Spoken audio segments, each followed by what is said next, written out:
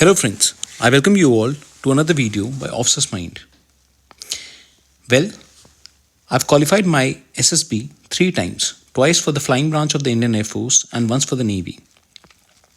I've taken training for SSB and personality development for more than a year from various officers of the Indian Army. I've also completed my Bachelor of Arts in English Honours. Apart from that, I hold a teaching experience in the field of SSB, personality development, and corporate interviews. I've done the teaching for more than 3 years. Now let us take a look at the video. Today's video is based on officer-like qualities. It is basically the part 2 of the initial video. In the first video, we discussed the first factor, that is mind, where we discussed the 4 qualities. Today we'll be taking a look at the second factor. Well, gentlemen, first of all, you need to understand why this video is concerned to you. Because there's certain ways in which in the SSB interview, OLQs are checked. Now, they ask you certain questions in regard to each OLQ that you see over here, so as to assess you and rate you on this particular OLQ. We'll be taking a look at, through the series of these videos, we'll be taking a look at what are those questions asked and how to deal with them. In the next edition, where I'll be focusing more on building officer-like qualities, I'll be telling you good ways and tricks to build them in your regular life. Let us go straight away to the officer-like qualities. Well, the officer-like qualities are 15 in number. These 15 qualities are divided into 4 factors: organization and planning, social adjustment, social effectiveness, and mental strength. We've already discussed organization and planning in the part 1, that you can find the link of this particular part 1 in the description. Today we'll be taking a look at social adjustment. Well, armed forces is such an organization where teamwork is very important. You always have to work in teams, be it the business of flying, be it a foot soldier, or be it the Navy sailing in the oceans. You always have to keep teamwork in mind.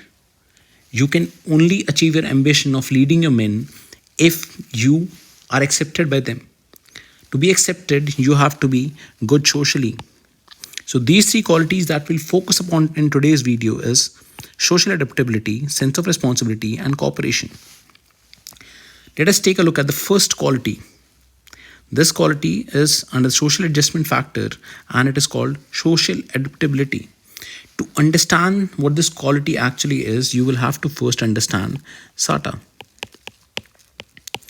Well, SATA is basically social intelligence, A for attitude, T for tact, and A for adaptability. To understand what social intelligence means, it basically means how well you know yourself and how will you know others around you. To develop this social intelligence, it can only be developed over a period of time through experiences with various people. 5 ways to increase your social intelligence are: first, you'll have to keep a track of how you're feeling. By that I mean, how well you know about yourself. If you know about your feelings, your emotions, your likes, your dislikes, you'll always be able to find similar people around you and you'll be able to interact with them properly. The second is your approach towards interpersonal interactions, and you will have to be receptive. That means you will have to be a good listener. You will have to understand what the other people are telling you. Third, you will have to make an effort to put yourself in other person's shoes and understand or see how he's feeling. At times, we just keep imposing our feelings and our thoughts and ideas on people. We do not try to understand what they actually are feeling at that point of time. Fourth one is reading invisible interconnections in a social apparatus. Everything cannot be put into words. Not everything that is put in words is actually true. You will have to use your mind, understand people around you, listen to them, and then actually read the situation. Fifth and the last one is you will have to learn to interpret people's non-verbal behavior. Gentlemen, this is very important because non-verbal behavior is something that is based on the gestures, on the way you appear, on the way you carry yourself, and on definitely on the way where you are able to present yourself in front of other people. You'll have to start reading this particular non-verbal behavior of people. The second part of SATA is attitude towards others. Whether you behave properly with them or not, your behavior with other people, whether you're polite, you're impolite, you are angry at times, you're trying to impose yourself, all these things come under the aspect of behavior or your attitude towards others. Third one is how well tactically you deal with people. By tactically, I mean there's certain people who do not listen to you. So, how you deal with those people in the group discussions? There are certain people who are very aggressive. How do you deal with those people on the day one of screening? So, this tact is actually this quality of social adaptability. The fourth one is adaptability itself. Are you able to adjust in the current environment? Or there was a time when you were pressurized so much, thrown into a new situation, and you just flanked out? That is adaptability. Now, let us take a look at various questions that the interviewer puts up to you, and you understand whether you have this particular quality or not. Well, friends, in this particular, the first question would be he'll ask you about your friends. Tell me something about your friends. Who is your best friend? Why do you like him? Why do you dislike him? Tell me one situation in which you helped your friends a lot. Tell me something that you're known for among your friends. So you'll try to just grab this particular thing out of you, that how well you know the people around you. And he'll also tell you to mention a particular person that you don't like, and see who's the best of your friend and who is not, and why is he that.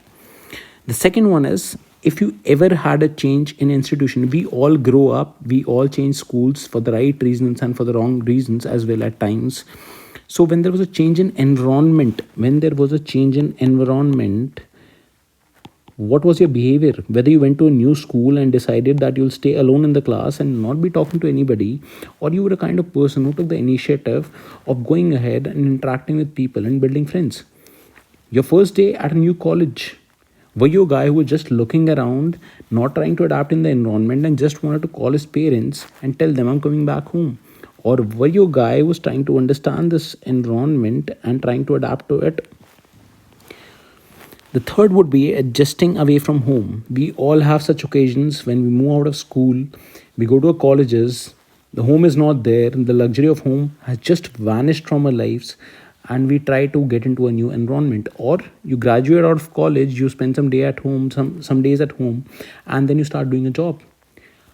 How well you behaved when you moved out of your home, because at home everybody is comfortable, we are getting the luxuries of life, we are getting everything that we need and we crave for.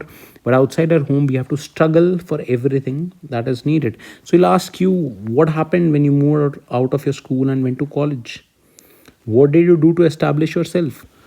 How did you make friends? He'll ask you all such questions. The third one is social activities.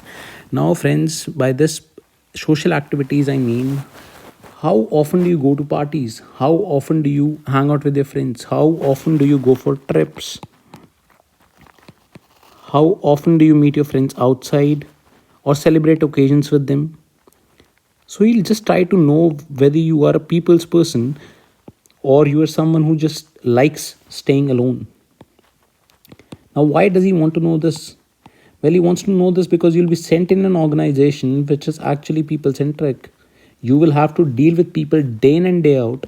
And if you're not a people's person, it'll be very hard for you to gel up with people, even if you're a good leader. The next one is team events and games. Well, we all get into certain team events in our lives. You can take the example of dance team. You can take example of being a part of a singing team or a quiz team, safe. And he'll ask you such occasions when you were a part of this particular team or this particular team game or team format, and how well you knew that particular thing, how well you knew the people who were right by your side through all those events, like playing a volleyball match. Who were the part of your team? What is your position in the team? What is the position of others in the team? What were the good things about them? What are the bad things about them? When did you practice with them? He's just trying to know how well you were able to gel up with this particular team of yours.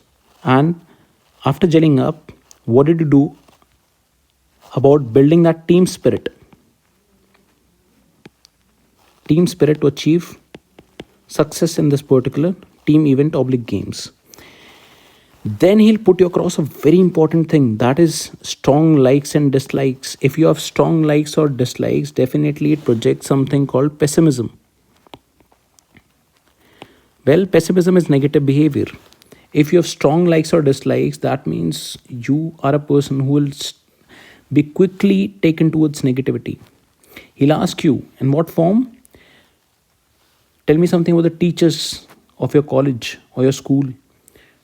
What is the good in them, or what are the things that you disliked in them, your friends, the people around you? So strong and likes and dislikes tell me a lot about you. They reveal something about you.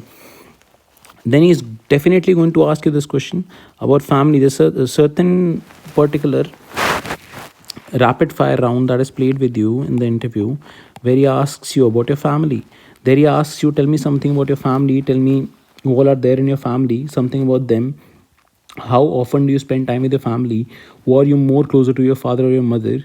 And he'll put you across such questions to know how well do you gel up with your family. One important question can be that, tell me certain social activities you have attended with your family or organized with your family.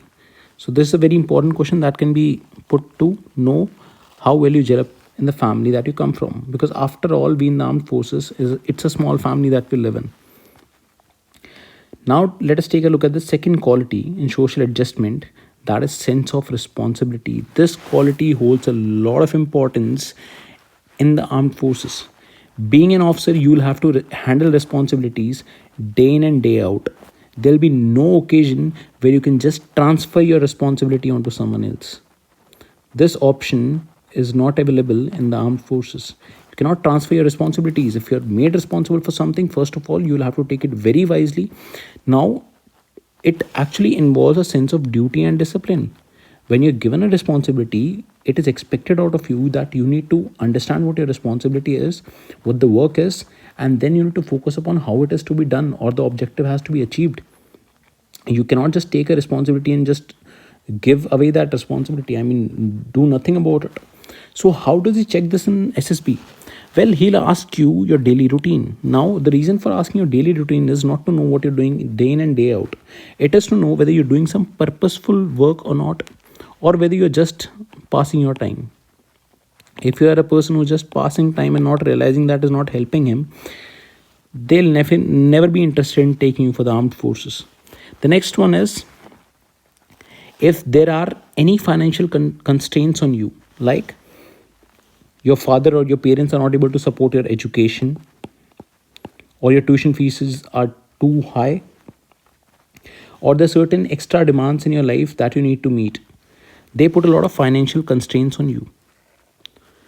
Or it also possibly can be a case that you're working somewhere but your salary isn't enough and you're not ready to take anything from your parents. So what this particular thing you do about it, I mean, if you're earning less a job, then financial constraint is there, and measures that you took to not waste money, he will try to get this out of you.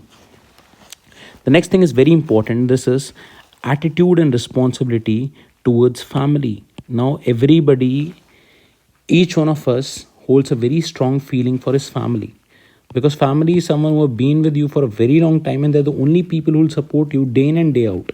They'll never take a step back in your life, and they will always help you through everything. So how well you have understood your family. Now how does he get to know this? Well, he'll get to know this when he asks you, how do you help your siblings? What are your siblings doing at present, and how do you help them in their studies or their current course of life? How are you helping them? How do you help your mother when you're at home? How do you sit with your family and you discuss things with them? He'll ask you such things to know how responsible you are towards your family, whether you're concerned to the way they are living, or you're just living your own life and just detached from them. Next one is your performance in work at hand. We all have different tasks given to us. A child who's studying in a school has his own work at hand, that is education. He has to do well in it. He has to do well in extracurricular activities. He has to do well in sports. There are things at hand. And when you pass on to college, Again, education is an important concern. Extracurricular activities are important concern. Sports you may not play. Definitely your future plan is important concern. When you start doing a job, apart from all these things, there's certain things you give away with. There are things added to it. Your current position, your position at work, and how well do you understand and do your work. This is a question that he'll ask you from all these arenas of life, and he'll get to know whether your performance is good at work or not. Then he'll try to know domestic help that you give to your parents despite your involvement in your work. If you're working somewhere, if you're studying, then what time do you take out to spend with your family, or how do you help them in basic life? I'll ask you this question as well. Next is whether you're a person who needs monitoring all the time, who needs supervision. You're a person who is just somebody sitting in your head all the time and telling you to do work, only then you're doing your work, or you are someone who works by himself.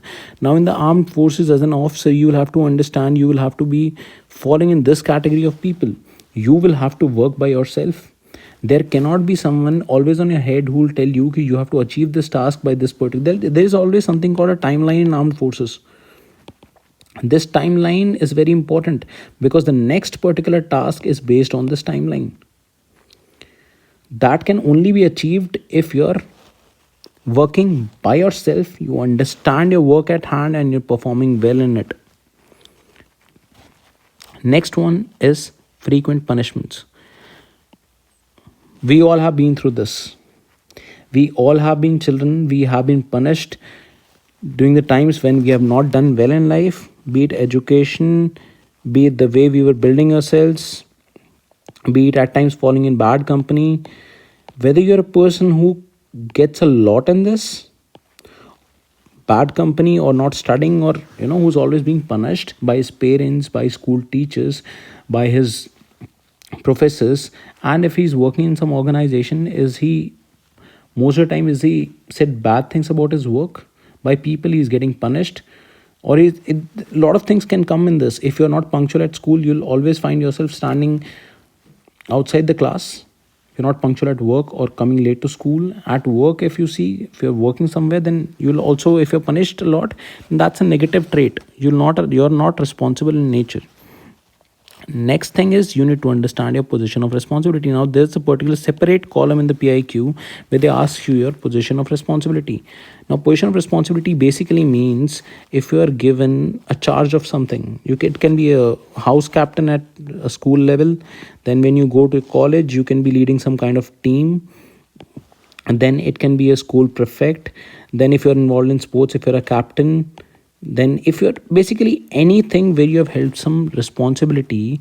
Now how did you handle it after becoming the captain of your sports team? What are the measures taken by you to motivate your team, to enhance their skills, and to make sure they're working in something called a team? Are they able to function like a team, or they're just called a team?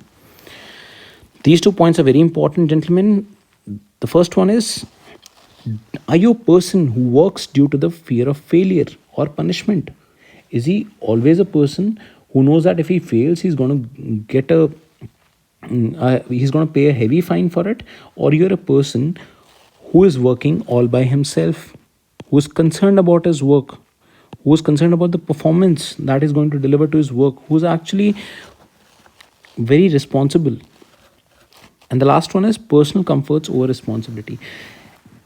Interviewers always look for a person, be it the corporate or the armed forces, whether you're a person, if you're very sensible and serious about your work, you'll always give up your comforts for it. If you're a person, like you're given the responsibility of leading a team, in the evening at 5, you're supposed to go to the playground and start practicing with them. But you're more engaged into sleeping in the afternoon. You wake up at 5:30, reach there late, your team has already done their basic stretching and the basic exercises, and they're already practicing. That person is definitely not required in the armed forces. Let us quickly go to the third quality under this category. This is very important. This is called cooperation. Well, to understand the phenomena of cooperation, we'll have to know that, gentlemen, cooperation is not when you just helped someone out of your own selfish interests. Cooperation is something which straight away comes from within, and you're willingly involved in something. So here come with the first point, that is participate willingly in harmony with others to achieve group goals. You don't have to be self-centered. Understand, gentlemen, you don't have to be self-centered. You'll have to willingly participate. Nobody should force this. I have seen candidates who do it forcibly. They feel that picking up a particular log or picking up a helping material during their GTO tasks projects that they're cooperative in nature. It just shows that you're trying to project that you're cooperative, but actually you're not. So if you're naturally cooperative, you're willingly doing that for achieving the group goal. Now, how this can be seen? This can easily be seen in the interview as well. There was a particular task given to you, and so that only your name should come up, the whole team did the work, but you were the one who took the credit of it. That does not show, that never shows that you are a team player. That shows that you just want to highlight yourself so that people get to know who you are, and you're not a group oriented person. Group oriented people are actually required in the armed forces. Now, the second one is when you're a subordinate, what is important for you, the personal goals or the team goals? There are times when we all have to land up in the back seat, when we are not given the baton, when we are told to work under somebody, when we are a subordinate. It is not bad to be a subordinate, but it is very bad to be a bad subordinate. So you will have to understand that being a bad subordinate is not the right thing. Being a good subordinate is looking for the intentions of achieving team goals, team objectives. The next one is help. When you help others without expecting returns. We all have encountered that the era now is changing. We all want something in return. Like, if I do this for you, I'll expect a favor from you later in your life. If you're that kind of person, then definitely you are not cooperative in nature.